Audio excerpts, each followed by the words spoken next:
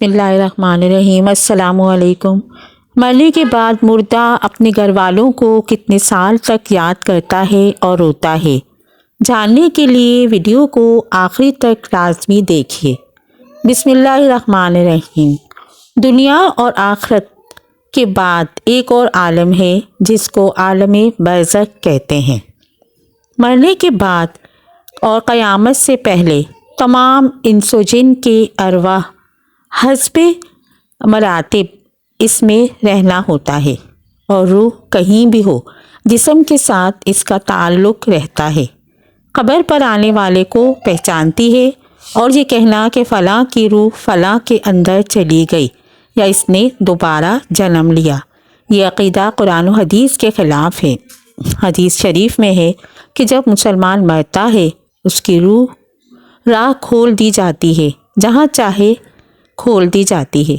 सईद बिन मुसैब रज़ी ताला अन्हु से मरवी है कि हज़रत सलमान फ़ारसी अब्दुल्ला बिन सलाम रज़ी ताला अन्हु बाहम मिले, एक दूसरे से कहा कि अगर मुझसे पहले कोई इंतकाल करो तो मुझे खबर देना कि वहाँ क्या पेश आया है। कहा, क्या ज़िंदा और मुर्दे भी मिलते हैं? यानी फरमाया, यहाँ मुसलमान की रूह जन्नत में होती है, उन्हें अख्तियार होता है जहाँ चाहें जाएं। क्या आप मरने के बाद मुर्दे अपने घर वालों को याद करते हैं?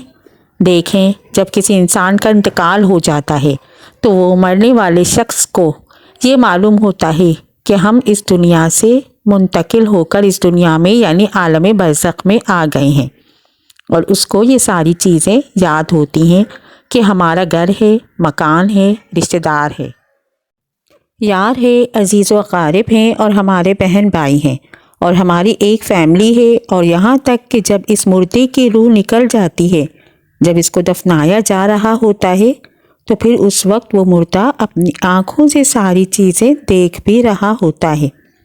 यानी कि उसकी जो रूह होती है वो उन सारी चीज़ों को देख रही होती है और उसको ये पता होता है कि अब हमें कफन पहनाया जा रहा है। बंदा तो यहाँ तक कहता है, जब इसके जनाजे को लोग उठाते हैं तो वो कहता है कि ए लोगों, जल्दी मुझे लेकर कब्रिस्तान की तरफ चलो। लिहाजा जो बेनमाजी इंसान होता है वो चीख चीख कर ये कहने की कोशिश करता है कि ए लोगों, तुम मुझे कहाँ लेकर जा रहे हो? ए मेरे बच्चों, अपनी फैमिली से कहता है, अपने बच्चों के लिए बहुत ज़्यादा कमाया और उनके लिए घर मकान बनाया, और अब तुम हमें घर से निकाल कर अंधेरी कब्र कोठरी के अंदर कहाँ डालने जा रहे हो? और हमारे रिश्तेदार मौजूद हैं। यहाँ तक कि जब कोई इंसान अपने किसी मुर्दे की कब्र पर जाता है तो मुर्दा उस कब्र पर आने वाले को पहचान भी लेता है कि ये हमारा फ़लाँ शख्स है। अगर बाप कब्र के अंदर है तो पहचान लेता है कि हमारी कब्र पर आया है, हमारा बेटा है, हमारा भाई है, हमारा रिश्तेदार है। लेकिन अगर वो अपने घर वालों को याद करता है, जो गुनहगार बंदा होता है उसे ये दुनिया बहुत याद आती है कि हम बहुत ऐश की ज़िंदगी में थे, क्योंकि इसके लिए वो जन्नत थी।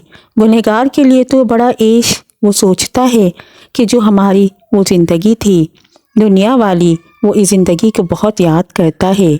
लेकिन जो नेक बंदा होता है तो वो इसके लिए जन्नत की खुशबुएं कब्र के अंदर महसूस करता है। वो नेक इंसान जो एक मुर्दा होता है वो बड़ी राहतों में होता है, तो उसके बाद उसको दुनिया की किसी तरह की कोई टेंशन, कोई फ़िक्र परेशानी नहीं होती। अब वो अपनी ज़िंदगी में होता है, जिस ज़िंदगी में उसे उसका असली ठिकाना है, तो वो उसी में खुश रहता है। कुरान मजीद में अल्लाह ताला का इरशाद है, तुम अपने रब से गिड़गिड़ा कर और आहिस्ता दोनों तरीक़ों से दुआ किया करो, बेशक वो हद से बढ़ने वालों को पसंद नहीं करता। नमाज जनाजा रसूलुल्लाह सल्लल्लाहु अलैहि वसल्लम का इरशाद है, जो मुसलमान मैयत की नमाज जनाजा 40 नमाज अदा करें जो अल्लाह के साथ किसी को शरीक नहीं ठहराते, तो अल्लाह ताला उस मैयत के हक़ में उनकी सिफारिश को ज़रूर कबूल फरमाता है। दूसरी रिवायत में आप सल्लल्लाहु अलैहि वसल्लम का इरशाद है, جس میت کی نماز جنازہ امت مسلمہ کے 100 افراد ادا کر کے اس کی شفاعت کرتے ہیں تو اللہ پاک اس بندے کی بخشش فرما دیتا ہے۔ اور کچھ نیک لوگ ایسے ہوتے ہیں جب ان کا انتقال ہوتا ہے تو ان کو ایسے سلا دیا جاتا ہے کہ جیسے نئی نویلی دلہن ہوتی۔ کچھ کی روحیں پرندوں کے فوٹو میں رہتی ہیں۔ تو بہرحال نیک بندہ جو ہے وہ بڑی عیش و آرام کی زندگی بسر کرتا ہے اور اسے دنیا کی کسی طرح کی کوئی فکر نہیں ہوتی۔ اور جو گنہگار بندہ ہوتا ہے اس کو یہ دنیا بھی بہت یاد آتی ہے اور وہ قبر کی سختیوں سے بہت پریشان ہوتا ہے۔ بہرحال جو اصل چیز ہے وہ عمل ہے، عمل پر یہ ساری چیزیں ہیں۔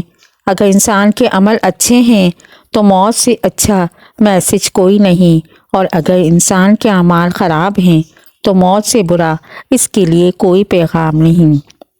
حضرت عثمان بن عفان رضی اللہ تعالیٰ عنہ کی روایت ہے، وہ کہتے ہیں کہ جب رسول اللہ صلی اللہ علیہ وآلہ وسلم میت کی تدفین سے فارغ ہوتے تو قبر پر کھڑے ہو کر فرماتے، اپنے بھائی کے لیے مغفرت طلب کرو اور اس کے حق میں دعا کرو۔ امام ابن قیم فرماتے ہیں کہ نماز جنازہ کا مقصد میت کے لیے دعا ہے۔